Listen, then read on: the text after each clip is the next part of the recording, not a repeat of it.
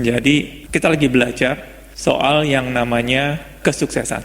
Bahwa ada prinsip-prinsip yang bagus sekali tentang yang namanya hidup ini. Kebanyakan dari kita biasanya kita mengusahakan segala sesuatu.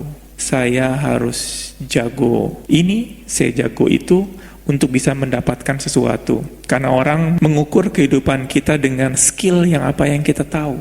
Kamu bisa bahasa Inggris, oh nanti kamu bisa sukses. Bapak kamu orang kaya, nanti kamu bisa sukses. Istri kamu, suami kamu begini, begitu. Jadi orang dunia biasanya melihat kesuksesan seseorang berdasarkan tanda-tanda lahiriah. Semuanya selalu status dipentingkan. Biasanya kalau kita ketemu orang, baru pertama kali yang akan lihat dari ujung kepala sampai ujung kaki. Atau bisa keluar, mobilnya apa, dia naik apa ke sini. Kalau dia bilang naik bajai, orang susah. Sudah dianggap remeh. Jadi mau nggak mau, kalau saya mau dianggap sukses, saya sewa mobil dulu.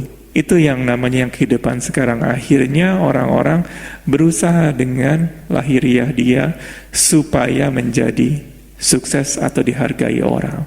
Prinsip kerajaan Allah itu berbeda sekali dengan prinsip dunia. Dunia adalah harus dengan usaha kamu dulu. Kalau kamu sudah berusaha ini itu, baru Tuhan akan berikan. Dan kadang-kadang jujur juga kita termakan oleh dunia.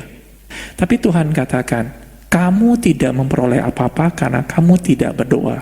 Atau kalau katakan, kamu mau memperoleh apa-apa, biarlah kamu meminta.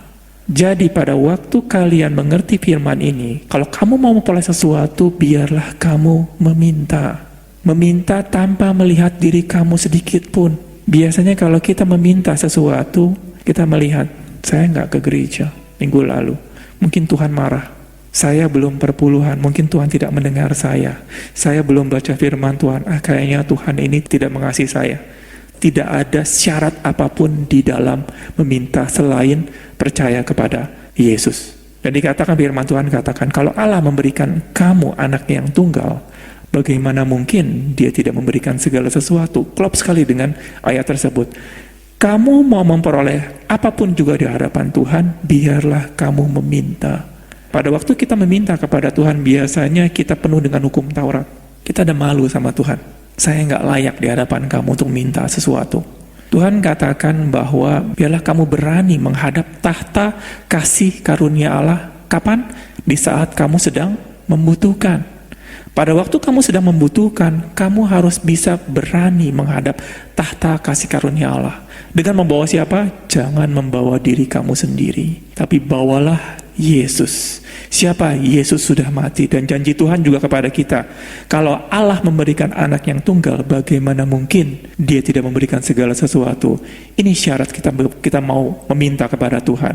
Pada waktu kita meminta kepada Tuhan, biasanya masalah kita itu urgent. Dan Tuhan harus jawab iya. Ini problem luar biasa. Kalau kita meminta seperti itu, biasanya kita meminta dengan ketakutan, kekhawatiran. Tuhan tolongin, Tuhan tolongin. Berdoa sambil menangis, berdoa sampai semalaman untuk Tuhan menyelesaikan atau Tuhan mengabulkan doa kita. Biasanya kita goncang-goncang surga, Tuhan tolongin saya lagi punya masalah. Mungkin kalau Tuhan nggak ngeliat kita nangis, Tuhan nggak afdol kali ya. Biasanya kalau kita nggak nangis, mungkin Tuhan nggak terlalu care. Kita nggak mengerti kehendak Allah. Kita nggak mengerti sifat Tuhan.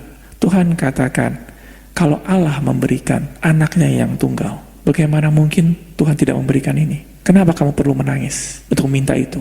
Tapi Tuhan katakan, kalau kamu yang jahat, tahu memberikan yang baik kepada anak kamu, bagaimana mungkin Allah kita tidak memberikan yang terbaik buat kita?